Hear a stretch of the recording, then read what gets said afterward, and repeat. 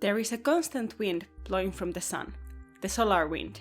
It is plasma that consists of charged particles, mostly protons and electrons, and moves at supersonic speeds through space. The solar wind also tracks the sun's magnetic field into the interplanetary space. This interplanetary magnetic field has a global spiral pattern due to one end of the field line staying at the solar surface and following its rotation, and the other being tracked away by the solar wind. The Earth is immersed in this solar wind flow. Fortunately, the Earth's magnetic field deflects most of solar wind particles and forms a protective bubble called the magnetosphere around our planet. The boundary that separates the magnetosphere and the solar wind is called the magnetopause. However, variations in the solar wind can weaken this shield and cause space weather effects.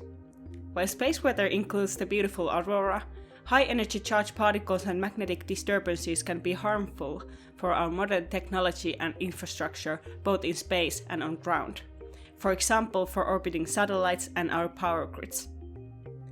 When the supersonic solar wind first encounters the Earth's magnetic field, a bow shock forms in front of the Earth. At this shockwave, the solar wind is slowed down and deflected. After this, the plasma flows around the Earth in the magnetosheath, between the bow shock and the magnetopause. Within this lower magnetosheath plasma, localized fast flows are often observed propagating towards the Earth. We call them magnetosheath jets. When some of these jets hit the magnetopause, they can cause indentations and perturb the magnetosphere. Jet impacts have been observed to have effects in the magnetosphere, for example, penetration of plasma into the magnetosphere and aurora. In my master's thesis, I studied where and how often these jets occur to better forecast their effects. Previous studies have found that the orientation of the interplanetary magnetic field is important for the occurrence of jets. This orientation also affects the dynamics of the bow shock. The regions where the local shock normal is almost parallel with the interplanetary magnetic field are called quasi-parallel shock regions. In contrast, at quasi-perpendicular regions, the local shock normal is almost perpendicular to the interplanetary magnetic field. Due to the magnetic field alignment, quasi-parallel shock regions are more turbulent, and the shock surface is rippled. It has been suggested that jets can be formed when the solar wind flows through such a ripple in the shock.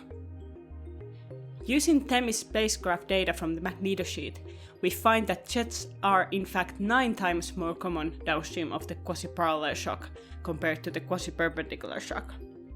We also estimate that 5 to 60 jets larger than 1 Earth radius in diameter hit the magnetopause per hour, depending on the interplanetary magnetic field orientation. This means that jet-related effects should be very common. The orientation of the magnetic field is also important at the magnetopause. As the solar wind crosses the shock, it carries the interplanetary magnetic field into the magnetosheath. When the interplanetary magnetic field has a strong southward component, we have southward field on one side of the magnetopause and the Earth's northward field on the other. When two antiparallel magnetic field regions meet in this way, magnetic reconnection can take place.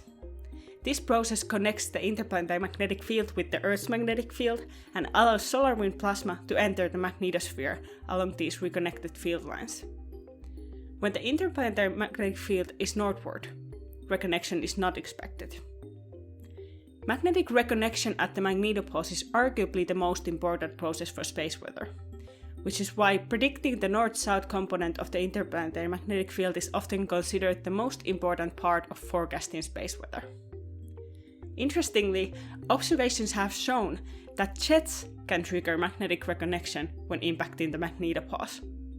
We studied the magnetic field within jets and found that most jets exhibit southward magnetic field during northward interplanetary magnetic field conditions. This means that jets may trigger reconnection when we have not been expecting it. As jets are very common, their role for the dynamics of the magnetosphere needs to be understood and studied further. Furthermore, as shocks are widely observed in the universe, future studies will reveal whether jets are an inherent feature of shocks in space.